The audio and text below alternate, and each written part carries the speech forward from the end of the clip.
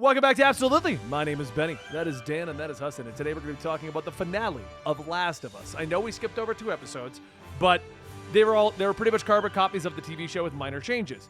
This ending. Now I'm going to preface this before we go into this. You guys need to know this because I don't think you two are aware.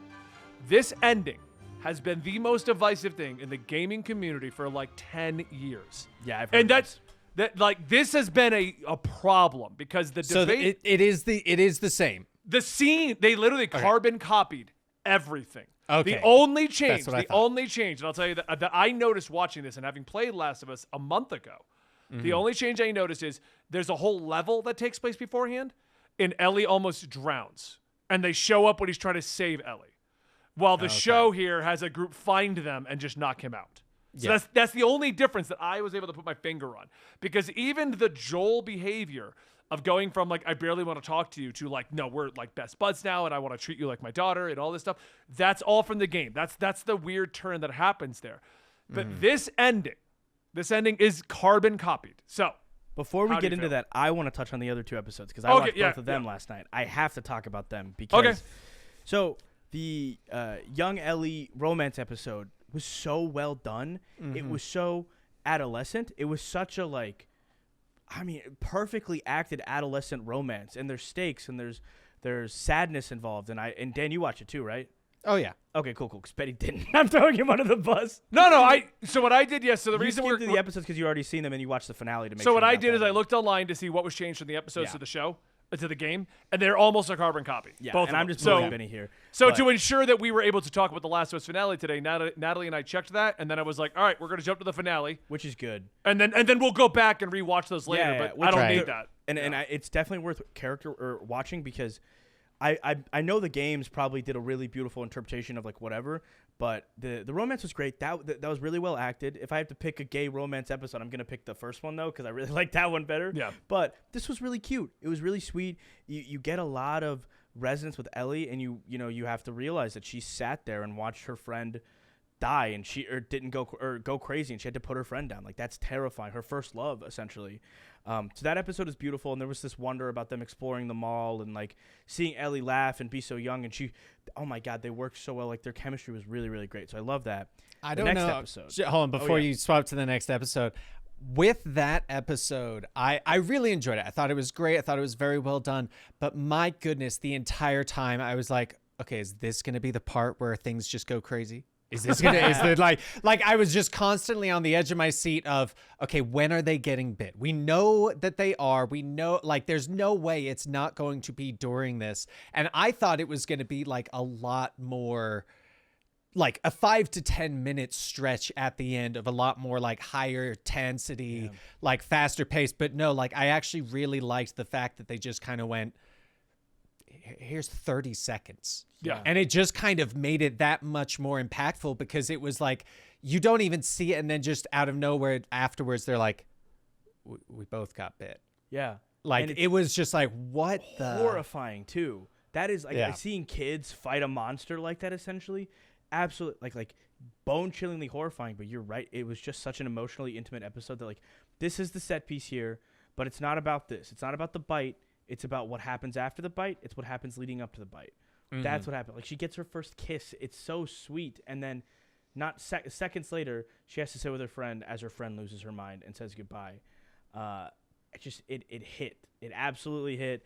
I did say this episode was harder for me to get through. And I think I fell off the horse a little bit with Last of Us during this little stretch of time where I watched half of this.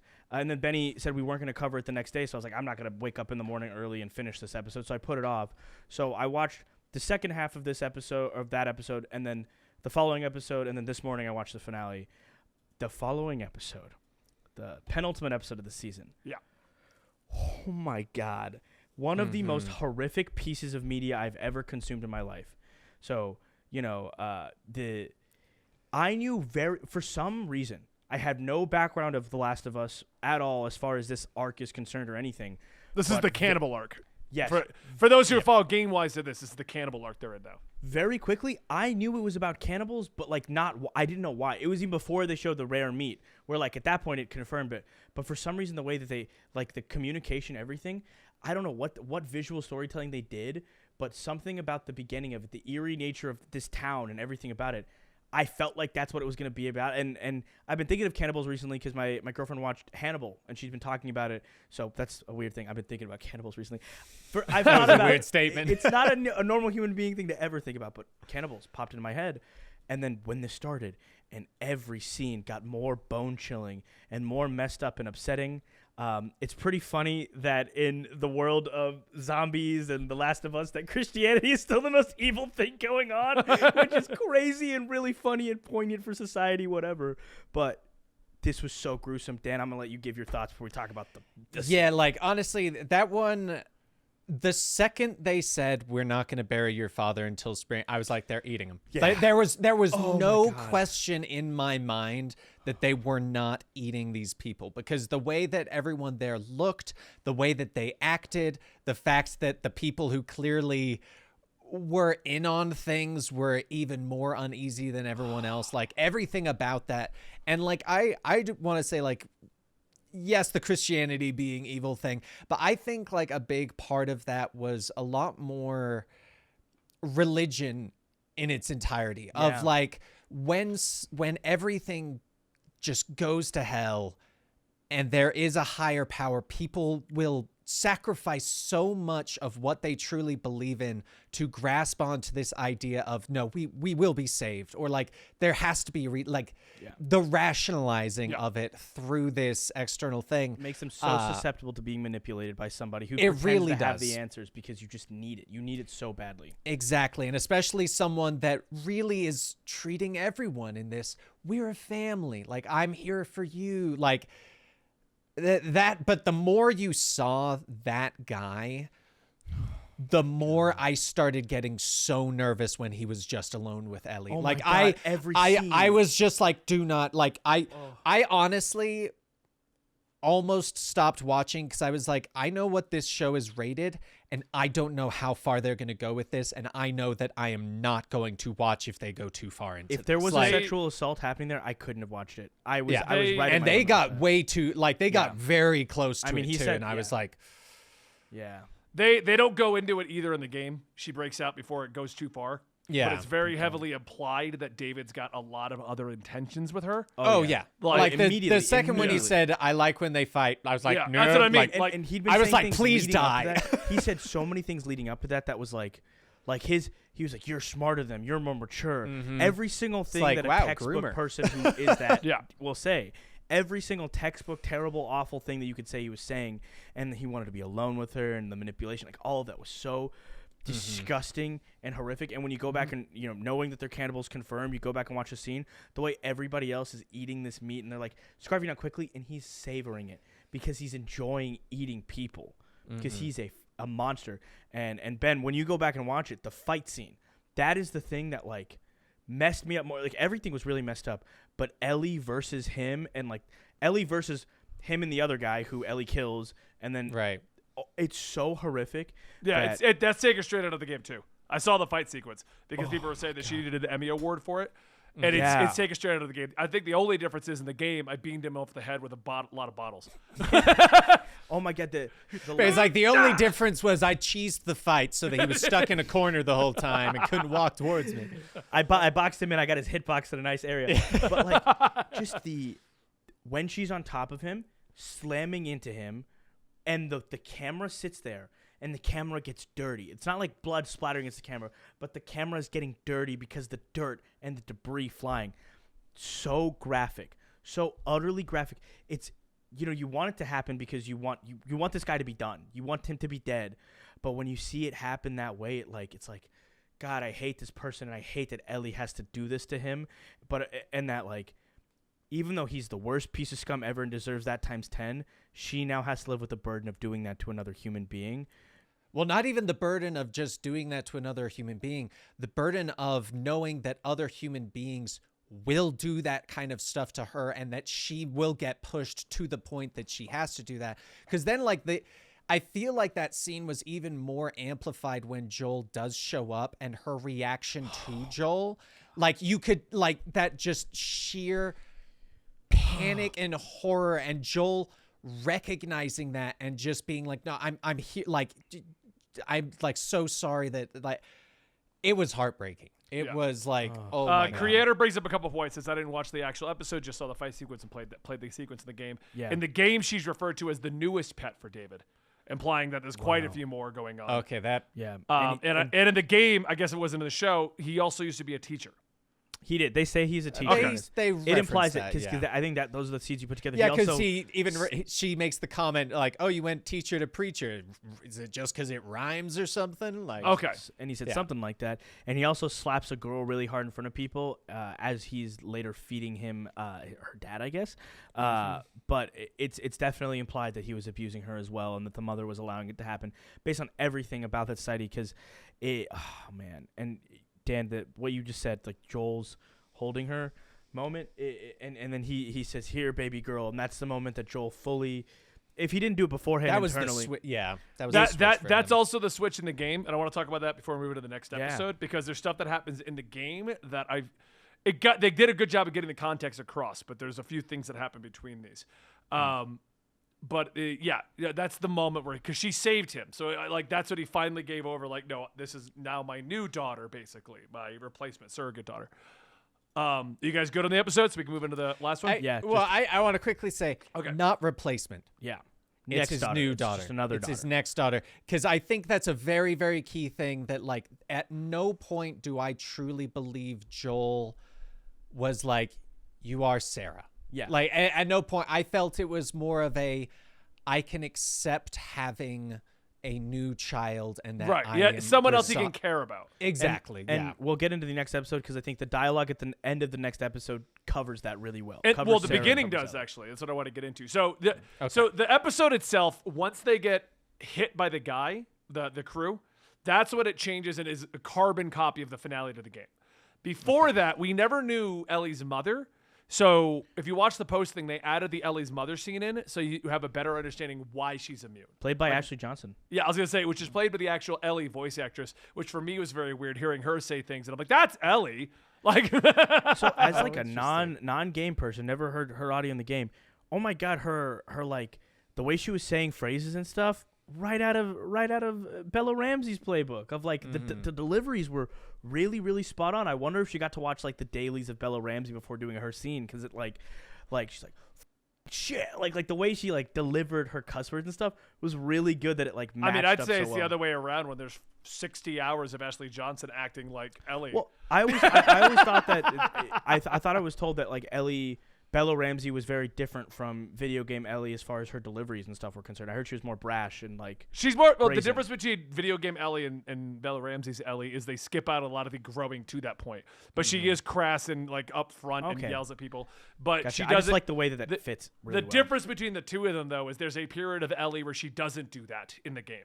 She's following along. She's listening. She's a little more shy at first, and she kind of builds that confidence because the game and the show did it too. Takes place over like a full year. So by the end of the year, she's yelling and like she's a different person. Gotcha. The show kind of went right to that. And that's really where the big difference is. So I did like that seeing the mother. The other thing that they added in, which I thought was an interesting decision, was the discussion about the bullet wound from the guy who missed from Joel, talking about his attempt at suicide and then missing the shot. And then implying that time didn't heal his wounds, but Ellie did. Yeah. And like kind of saying that as opposed to you just, this is kind of like it added a piece to it where it feels more touching instead of like, because in the game they don't have that. And you kind of wonder, and this is what I want to talk about the ending, and we'll get to that. So I'll come back to this, but you kind of wonder, did Joel snap or did Joel, like, is there more to it? Like you don't quite know. They leave it a little ambiguous and vague at the time. Mm-hmm. So following that though, what did you guys think about how this played out? It's really funny that you say it was a carbon copy of the game because the second he started going through shooting people, my initial thought was, I'm going to reference this in the review, the fact that this felt like a game, like the fact that he's going through, he's killing everyone, he's doing it very strategically. Like the entire sequence, I'm like, I'm watching a video game. Oh my God, yeah. And I was waiting for what you were going to say about it, Benny, because I was like, I bet Benny's going to say, this is the most fun part of the game. You're picking up new guns. You got an AR-15. You're running up the stairs.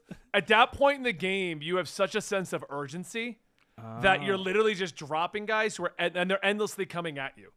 So there's just like the game gives you a crazy sense of urgency at that point, and you're just trying to find ways to get around them to get to the exit. And you end up murdering a whole bunch of them. That's a core part of what's going on there is that he's just given up and he's murdering everyone. Oh my God! Before we The go lack any of further, we emotion have to on say his face. we have to was say one thing. perfect. I totally forgot to say this. Troy Baker is David in that last episode, who like gets knifed in the neck. That was Troy Baker.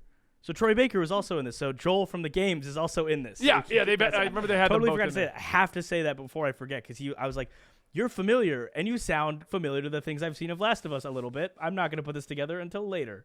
So we can continue. Sorry to derail it. Him doing the mass murder way back when this game first came out was supposed to be the reason why we get to where he's mass murdering even the supposed good guys is it was supposed to be a play on Uncharted.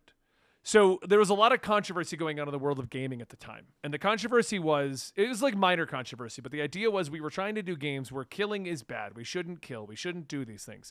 And you would kill hundreds of people supposedly to get to the villain to let them go or something Right. along those lines. And so this was supposed to play into the concept that, no, Joel has been murdering people and you need to be aware of that. Mm-hmm. And this is where the debate comes in, and we can answer it when you guys go, because we're pretty much there. Is Joel the bad guy of the story? And that's the debate for 10 years. At the ending, is Joel the villain? Is he the monster Ellie's avoiding this whole time? And it comes down to him even lying to her after all of this. So how do you guys feel about this? Wait, how old is the character? She's like 14, right? Yeah, should be about 14 is what she should be at At this time. 14 years old, now, I understand, this is the cure for the entire world. No child, and this is the morality of it, and you could definitely debate the antics of it, and I'm not going to pretend I totally cemented on this, but you cannot sacrifice the life of a child to better anything. And if they've been in this fucking apocalypse for this long, 4 more years till Ellie can make that choice for herself, I think that's fair. And I don't necessarily, murdering everybody was a lot to see for sure, and that there was no soul in his eyes when doing it. Yeah, he showed no remorse. The doctor immediately. Yeah, I mean, killing the other people early even on, Marlene. you see, he begrudgingly kills people. He's never happy about it. He tries to stop it as many times as he can. Yeah. He doesn't want to do it. He's a stone cold murderer. He's a mass murderer, and that's really dark. But it was in service of protecting Ellie, and maybe it wasn't in service of the world. Potential sacrifice of the cure. So the cure is another point of contention, because the cure itself. In the game, it's a straight cure. We have a cure for this if we can get into Ellie's brain. But the problem with the game is they leave it a little ambiguous. Is there actually a cure? They don't know. Yeah. The show kind of more cements that it's not a cure, but what it's going to do is confuse the fungus, and they can do it. Mm-hmm. And I think that, because that's a part of the stuff that happens in the game in the debate, because in the game, we have a cure. Maybe. And so you're like, well, is he the bad guy? Did he just save her from the villains? Or did he just doom all of humanity from getting the cure? While in the show, they more cement in, this is going to make it so the fungus doesn't see you. That's what they were wording it as. And so by doing that, now we definitively have Joel just stopped the potential cure for the entire world. Yeah. But it's a story. It's not about the world. The story is about them. As much as it is we show the world, the story will always be about Joel and Ellie. This season, everybody else plays a part, and they pop up, and you meet Tommy and the town and Marlene and Tess and all these people. But at the end of the day, this story is about them, and it is them and the cure, but it's about their relationship. So in service of the story, I think he's not the bad guy at all. Let Ellie make that choice when she's good and ready to make that choice rather than when she's a kid, Yeah.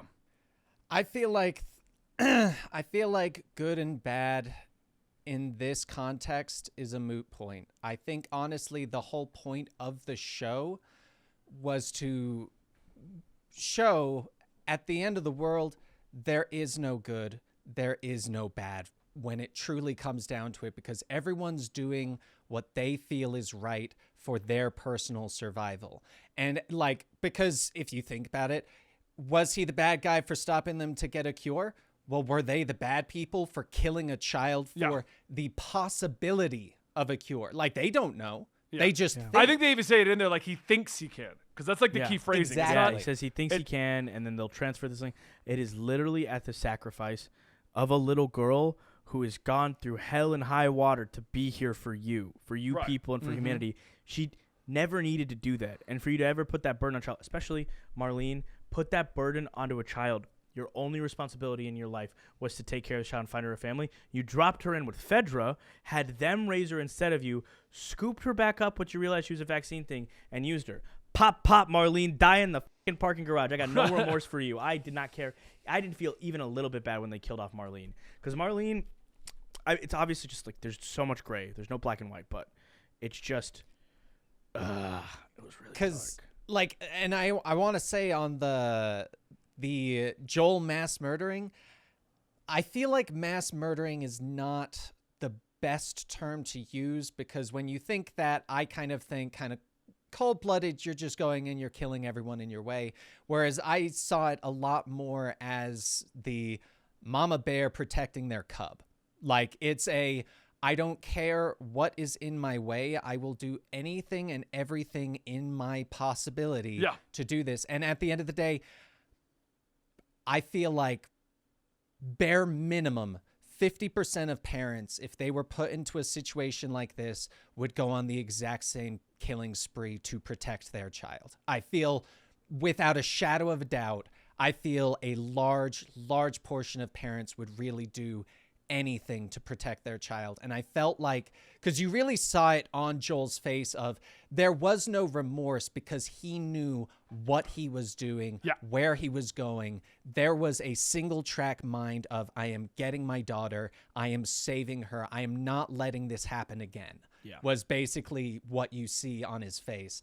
And like, clearly none of the people there cared. All of them are there going, hey, first off, we're about to kill a child. We don't care. This guy that brought the cure to us, well, we're going to beat the crap out of him and leave him on his way. Like, there was nothing redeeming about the Fireflies in that situation. No. And like you said, with Marlene, I honestly feel like, if anything, she was more of a bad guy, because very clearly all of her actions were to try and make her feel justified with all of the things she's had to do. All the bombs she's blown up, all the people she's probably killed exactly. in her lifetime. She, in her mind, killing one child to get a cure absolves her of all the bad she had to do during this, because she can say, I helped get that cure, even if I basically screwed And you wonder, were there any discussions on Marlene's end of like, hey, here's the full context for how Ellie was born, right? Her mother was infected as she's giving birth. Like, she has all this context. She knows it. Was that ever shared? Was there ever a greater discussion of that? Or because, like, I would fucking recreate that in a heartbeat. Not to say we should get pregnant women bitten by cordyceps, but hey, I would take that, volunteer that, maybe someone who's unhealthy for other reasons and is probably going to die childbirth anyways, rather than a 14-year-old girl, you know? In the game, there is like tape recordings where Marlene is remorseful for what she has to do, but it is under the guise of, I need to do this to save humanity. Exactly. It's a less remorseful. It's more a justification. Yeah. So you guys, obviously you guys feel about that with Joel, but how do you feel about the ending where he's driving away? Was in the right and just lied to her? Didn't want to. 100%. Yeah. You do not put that kind of pressure on a small child. You don't. Like, to basically say to this child, hey, I care this much about you. You are this important to me that I did all of this bad for you. But also to basically be like, hey, here's she already had the pressure of the entire world, but to add on top of that, you had to die in order for there to be the chance.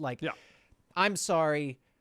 He can live with that guilt. She can learn it later on in life, but she has already had a hard enough childhood with all of the pressure that's been put on her, all of the crap she's had to go through. Yeah. I, in no way, I would 100% do what Joel did of, I will sacrifice my well-being and I will internally eat myself up over the fact that I had to do all that and that I lied to this child to allow this child to finally have this bit of freedom. Because this is the first time in Ellie's life that she's probably felt like, well, there's no cure. I don't have to feel this responsibility of the world on my shoulders anymore because they've got other people to potentially do it. They don't need me. Right. Yeah. And so the game ends at that same point where she says, okay. And you can see it in her face that she doesn't fully believe him, but she doesn't want to not believe him. Yeah. Yeah. And that's where it lays off there. Without going too deep into Last of Us 2, because obviously they're going to be doing another season, which is going to be spread over 2 seasons. The whole point of Last of Us 2 is they go on for another like 4 years. And she eventually learns it was a lie. But she didn't trust him the whole time. And that's the plot of Last of Us 2. And where I'm that okay leads with us. that. I think that those 4 years are well deserved to give Ellie some semblance of a life worth living when she's been living in hell and under institutions and then in this terrible trial and tribulation for God knows how long. And we just had someone in our chat say maybe Ellie wanted to die. Who knows? Well, she's a 14-year-old, and no 14-year-old should want to die, and they haven't lived enough life to know if they're at that point. And I think that is a very important message of like, Ellie is not ready to make that choice. There's no child that should no one is cognitively developed enough as a child to make a choice to sacrifice their own life. If they do it, it's always going to be a tragedy. It's not a win, even if it saves humanity or whatever. But yeah, this show made me kind of lose my faith in humanity. I don't know. Maybe I'm going to become a murderer if this apocalypse happens because I don't like the people in this show. I hate everybody that wasn't the main people other than like people in the sweet town. Well, I hated everyone. Yeah. Well, because, like, I want to say on that regard, like, because going back to the good versus evil, there's a lot of people in this that you could consider good when watching through. Like, God, I can't remember their name, but I'm going to say Bill and Ted.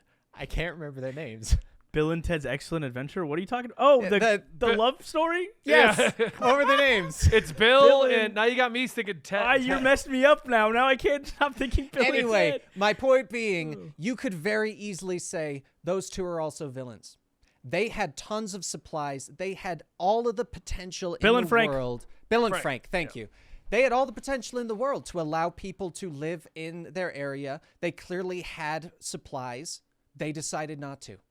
Like, that's the point I feel of this show is there are people that can be good people, but can ignore others. Does that make them good? Does that make them bad? Right. It's At all what great. point does protecting yourself versus helping others? Well, At what point is it you sacrifice everything about yourself for the greater good? It really narrows down to the Ellie sacrificing herself for the rest of the world. Is killing one person to save a million people the right thing and to it's do? the morality of it, right? And there's like everyone is entitled to the opinion because the chat is like passionately anti what I'm saying here, but it's like for me it's a kid. It is a kid, and I don't see what the you value guys are of seeing in our chat and everything going on. That has been the debate for 10. Like, this isn't a debate that came out of yesterday's show. This is going to reignite the debate because we're in a post-apocalyptic world with a chance that it might be a cure. Joel is supposed to walk away, but now he's attached to her. Was Marlene doing the right thing? Was the Fedra doing the right thing? Who was doing the right thing? And it does turn into just a point of survival at this. Yeah. So it's great. It's great. I'm not like there's no part of this that I'm like this is the right answer.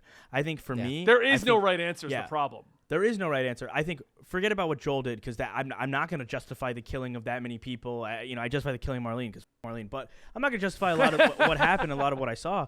But what I will say is that I personally think a child who has yet to live any semblance of a life deserves to live a life to at least understand what she's sacrificing to give to everybody else. And knowing Ellie as a character, I don't know. I haven't played Last of Us Part 2, and I know there's Last of Us 3, but like if she does ever make that sacrifice, if there's ever an opportunity to do it, I think this character would do it. But I think that deserves that. And what's 20 years in Apocalypse? What's 4 more? You know, like who cares at that point? So far less interested in that. I think that she's done nothing wrong morally. That child. That's the only thing black and white here. That's white. Ellie's a great person who wants to do a great thing for somebody. She doesn't deserve to have that choice thrust upon her at such a young age, so she should be old enough as a cognizant adult to make that choice. So yeah. So that is going to be the end of our discussion today with The Last of Us. Overall, what did you think? Obviously, Joel didn't die. You were wrong. I was wrong. Yeah. I changed my answer somewhere through the middle. I'd like to say I did eventually think he wouldn't die. But did you expect that he would go on a mass murdering spree with the potential cure? No. I was like watching. I was like, did I just John Wick on? What did I do? Is that Keanu? Why does he look like that? He looks handsomer. What's happening? But it's just like, I mean, it messed with me. It messed with me, and in a good way. And this whole show, start to finish, was just incredible. An incredible experience. Oh, I loved it. I did. Sorry, I didn't mean to cut you off. No. You're good. You're good. And I'm glad we did this discussion, and it's good to know how much changed from this game because it's perfect. This is the perfect video game adaptation. Well, I'll that's say been it. my argument. And 100%. Dan, you're going to get a moment. Don't worry. I just want to say that's been my argument since the beginning when it came to Resident Evil, Halo, and then Last of Us. These games sold multi-million numbers. And if they're praised for their story, who are these randos to think that they can massively change them? I feel like Last of Us did the best job of adapting to the medium and not just rewriting the story, which is what Halo and Resident Evil did. They rewrote the story. That's why they're not good. Yeah. You just Which need to- honestly, I feel like from here on, we're gonna get more like Last of Us for two reasons. One, Last of Us is a massive hit. Oh, yeah, very huge. clearly more successful than all these others. But two, you don't have to pay much on the writers. You got the story, you got the dialogue, you got the acting, and you just replicate it in real life. And you get that creative team to come back. They made a video game. You're paying them Exactly. real money. I'll be Yeah. honest with you. I bet writers from the Last of Us video games probably got paid more for the work they did on the show than in the games. That's a guesstimate. That's a fly on the wall. Yeah, answer. they got more in the game. Don't worry. Well, I hope they did. I cross my fingers they do, but like notoriously in the video game industry, Neil depending on the Druckmann's job. like, I think Neil Druckmann's like the COO or creative officer of Naughty Dog. Like he's okay, so he's stacked on stacked on stacked. yeah, but and he's okay. and it was him and a co-writer that wrote the original. It's I love this show, and I bet we're gonna see Pedro Pascal in a lot of video game properties because he is good. this plus Mandalorian plus I think he did one other thing. He is like the moment right now. He's the All creative director over at Naughty Dog. yeah. Okay. So yeah, So he he- makes bank. He makes bank. But I'm talking. He's not some like they went to the shop and like we need an intern from Starbucks to write Last of Us. Well, like if there's like a regular staff writer at a video game studio who like a comic book writer, right? Like if a comic book writer writes 30 issues of whatever, and then he writes one Marvel movie, he made a lot more on the one Marvel movie than he ever was going to make 30 issues of that. So just equating pay, it's a great idea because some people aren't going to be the CEO of their thing. They're going to write an incredible story, but just be a hired gun, Hey, come here. You're a freelancer. Write this video game story for us. Here's the property you're using. And to have more writers like that and the writers in these shows is very exciting. And I hope they get paid more. Writers deserve more. This was such a breathtaking story. Like, breathtaking is the right word. I lost my breath multiple times. The cannibal episode had me shaking. I was crying. Like, Joel explaining his suicide as a person who struggled with mental health at other points in my life. And I've been in that state before. To hear that story, and obviously became a mass murderer. So like, it's not great. It's not great representation, but it's like real. It was really heartfelt and beautiful, and that like the writer says at the end, what is it? It's like time doesn't heal all wounds. It just dulls the pain. People heal wounds. It's perfect. It's perfect. Dan. I still think mass murder is a terrible way to phrase it. I say that just because mass murder implies that there is absolutely no morality. Whereas Right.